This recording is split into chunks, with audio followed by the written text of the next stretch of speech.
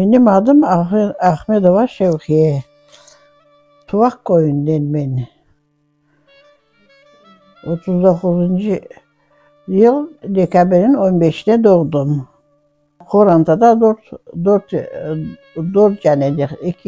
İki ablam var idi, bir tane ağam var idi. Ablamın adı Şahin ablam, Şarkı ablam, Sadet ağam. Benim adım Şevkiye. Anamın adı Mumine. Babamın adı Ahmet. Lağabından Tatar Ahmet derler babama. Babam partiniydi, öyle güzel işleri işlerdi. Son 42 senesi Nemşehir'e gelen son partinileri bizim köyden 5 tane adamı alıp gidip bir ay kapalı tuttar, sonra attar. Denizin yavlusuna al çıkıp attar dediler. Bir soyu ayıtayım başka yerde attar. Bir soyu değiller denizin yavlusuna al çıkıp attar. Babam böyle güzel işleri işlerdi. Son bir kere niye vardı? Ukrayna. Bir kere Odessa'ya vardı. Odessa'dan birinci mesleği alıp geldi babam. Kırım'ın meyve çeyvalarından işte. Da meyve çeyvalarından. Karpuzusun, havunusun, pavidor, mavidor işte öyle şeyler alıp gidip birinci mesleği alıp geldi. Neden? Bir şeyler kayıttan sonra Sovyet hükümeti geldi, Sovyet soldatları geldiler, adamlar huvanıp işte veya şimdi cenk püttü deyip huvandırdı biz bu halklar. Sonra Anadolu'da bir gün sabah soldatlar geldiler. 15 dakika vakit size. Yığıştığında şeylerinizi Kırım'dan Vişelayet Kırım Tatarları deyip ayttılar. Anam şaşmaladı. Sürgün itkende ben yaş balaydım. 5 yaşına. Ablamlar misafirliğe gittiler Aluşta rayonuna. Aluşta rayonuna misafirliğe gittikte ablamlar bizi Kırım'dan bizi göçürdükte ablamlar yok idi. Ablamları son 4 ayın üstü Papa rayonundan taptık. İki ablam yok, babam yok, ben ağam. Sonra o anam da ne yapacağını bilmiyor. Yok biz dilde anam. Sonra o bizi soldat baksa anam bir şey alıp olmayı şaşmaladı.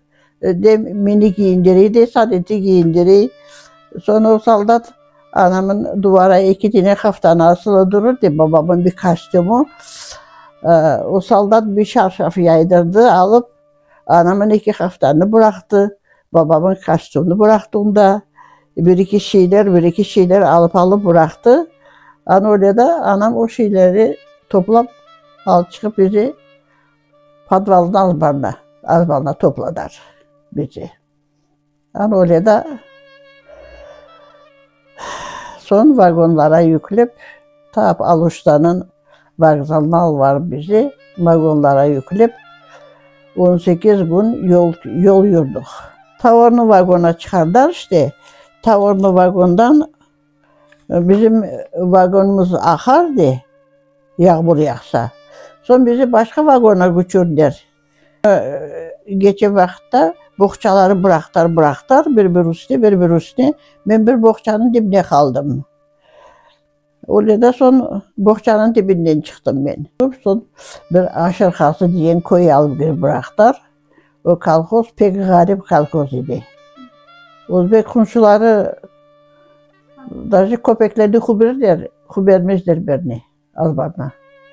Niçin desen Özbekler satkınlar geldiler de bizi öyle aytkan der. Onun için pek kıynaldı bizim millet, pek kıynaldı. Açlıktan pek çok öldüler. Tayfa takım açlıktan ölenler oldu.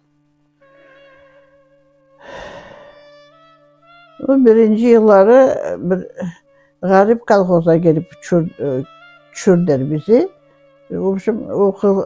O kolhoz pek açlık idi. Şükürler olsun. Anam bir şeyler yapıp bizi sağ kaldırdı. Özbeklere varıp çalıştı. Anam bir Özbeklere varıp çalışıp bir çanak çorbaya bütün gün anam çalışırdı. Bir çanak çorbaya son bizi alıp gelirdi. Akşam olsa bizi alıp gelirdi. Biz de işte bir çanak çorbaya dörtümüz aşardık. 2014 senesi Kırım'a kayıttım. Son Tuvak'a vardık. Kızımla beraber, köyümle beraber Tuvak'a vardık. Neçin sen Tuvak'a benim torunum yaşayı. Torunumun evine vardık. Son torunum bizi uzumuzun yaşayan evimize alıp vardı. Biz azbara girmedik. Bir kese karılar oturdular azbara. Son böyle çişten baktık. Çişten baksam uzumuzun pencerelerimi ben tanıdım. Pencerelerimiz nasıldı öyle dururdu. Oraya da azbara girip olmadık, oraya da kayıttık.